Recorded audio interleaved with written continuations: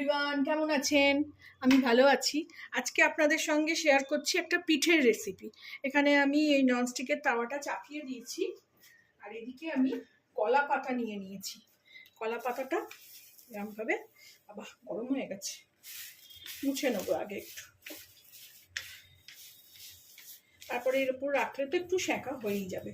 এটা আমার একটা বাংলাদেশি আপুর থেকে শেখা এই তালের পিঠে। এটা অয়েল ফ্রি, অয়েল ছাড়া। আর একটা দিয়ে দিলাম, বেশ গরম হয়ে গেছে তাওয়াটা। এরকম ভাবে কলা পাতা আমাদের এখানে গাছ আছে, তো সেখান থেকে একটা পাতা আমি এরকম ছিঁড়ে নিয়ে এসেছি। দিয়ে এইভাবে এটাকে একটু গরম করে নেবো আগে। দিয়ে এই জলটা শুকিয়ে গেলে, আমি তালের বড়া করেছিলাম, সেটাও আপলোড করেছিলাম। তো একটু সেই তালের বড়ার এটা ব্যাটারটা ছিল আমার কাছে। তো দেখুন একদম শুকিয়ে যাচ্ছে, ব্যাটারটা ছিল। তো তাতেই আমি এই পিঠেটা অনেক তৈরি করবো। এটা আমি একদম ডিপ ফ্রিজে রেখে দিয়েছিলাম, সকালে উঠে বার করে রেখেছি যাতে একদম জলটা বেরিয়ে যায়। এমনি ফ্রিজে রাখলে না অনেক সময় খারাপ হয়ে যাবার ভয় থাকে। এরকম একটু তেল ছড়িয়ে নিলাম,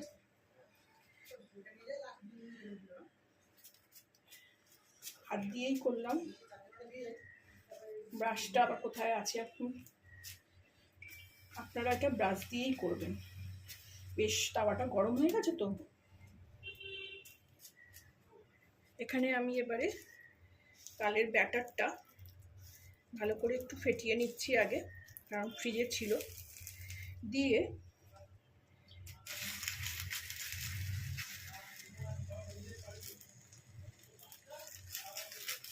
এরকমভাবে একটু পাতলা করে নেব।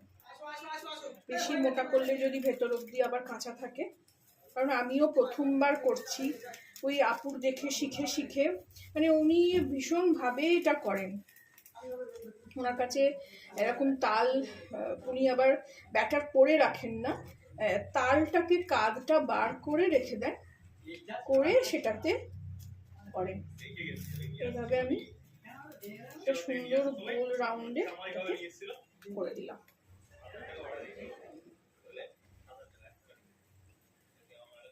দিয়ে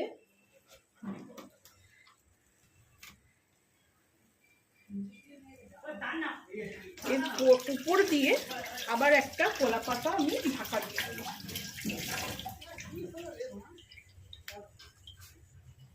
এটাও আমি ধুয়ে নিয়েছি, সব কলা পাতাটাই ধোয়া।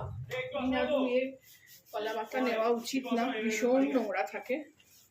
এটা তো আমি এই যে আর একটা পিস, এটাকেও আমি ধুয়ে রেখেছিলাম, এটাকে ভালো করে মুছে নিচ্ছি। দিয়ে একটু তেল ব্রাশ করে নেব।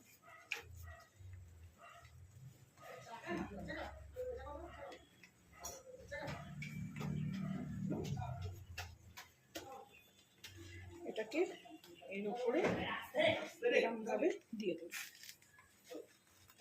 এটা হালকা আস্তে আঁচে এটা হতে থাকবে। আর একটা জিনিস আমি করব, সেটা হলো এরকম কটা কাঁঠাল পাতা নিয়ে নিয়েছি, আর একটু ব্যাটার আছে, সেইগুলোকে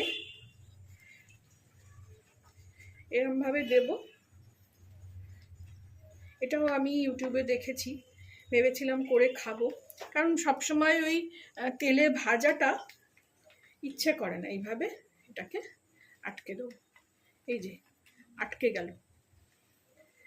মানে এটার জন্য আর কাঠি দিতে পারেন, আমি এর ওপরেইতেই বসিয়ে দেবো, তাহলে এক ঢিলেই দুটো হয়ে গেল, ভাপে এটাও হয়ে যাবে। আর একটা করছি, এরমভাবে পাতায় দিয়ে নেব। এগুলো কাঁঠাল পাতা, আমার পাশেই আমার জমিতেই গাছ আছে। দিয়ে এইভাবে এটাকেও দিয়ে দেবো। আর একটা আছে, এটাও ভাপে হয়ে যাবে। এগুলো হলো ভাপে তাল পিঠে।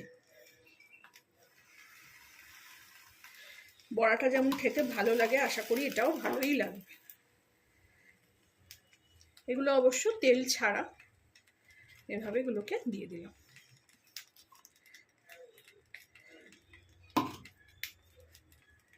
আটকে গেছে অলরেডি, দেখুন এখানে একটুখানি ছিল, এটা দিয়ে দিলাম, দিয়ে এটাকে আটকে দেবো। একটু বেরিয়ে আসছে তো কোনো অসুবিধা নেই, ওটা টাইট হয়ে যাবে।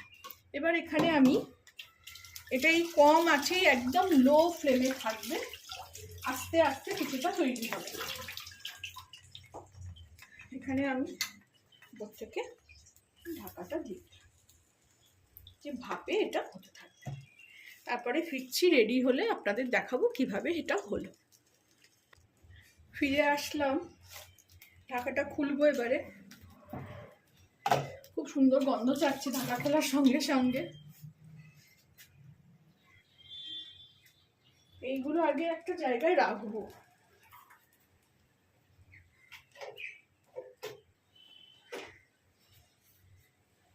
তারপরে এগুলোকে উল্টে দেবো। খুব গরম।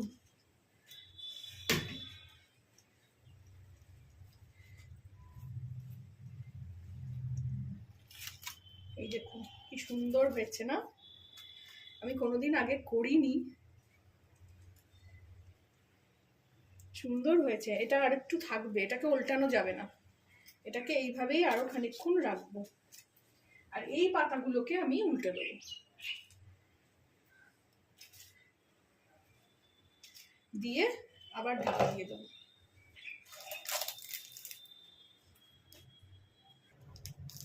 এখানে ফিরে আসলাম, এটার গন্ধ ছেড়ে গেছে ভালোই। এটাকে এবার তুলে নিচ্ছি।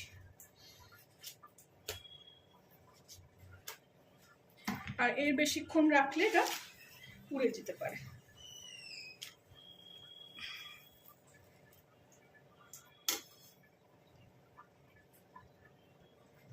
এটা আমি এবারে খুন্তি দিয়েই, এই দেখুন এইরকমই চাইছিলাম আসলে। এইটাকে আর আমি পাতাটা ঢাকা দেবো না,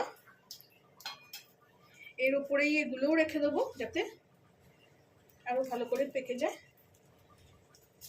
আর এইটাকে এবারে এরকম ভাবে ঢাকা দিয়ে দেবো। ফিরে আসলাম, ঢাকনাটা খুলি। এগুলো তো সব পেকেই গেছে, মানে আর কেউ কাঁচা নেই। আর এটাও খুব সুন্দর হলো।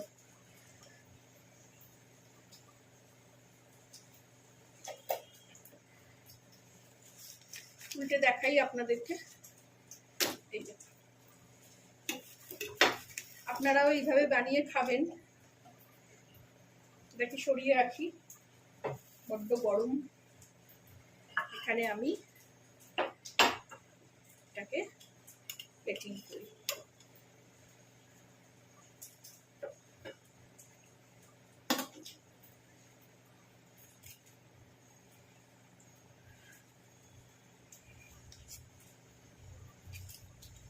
তৈরি হয়ে গেল আমার তালের পিঠা, বিনা অয়েল, তেল ছাড়া। আপনারাও বানাবেন, আমাকে জানাবেন কেমন লাগলো। Thank for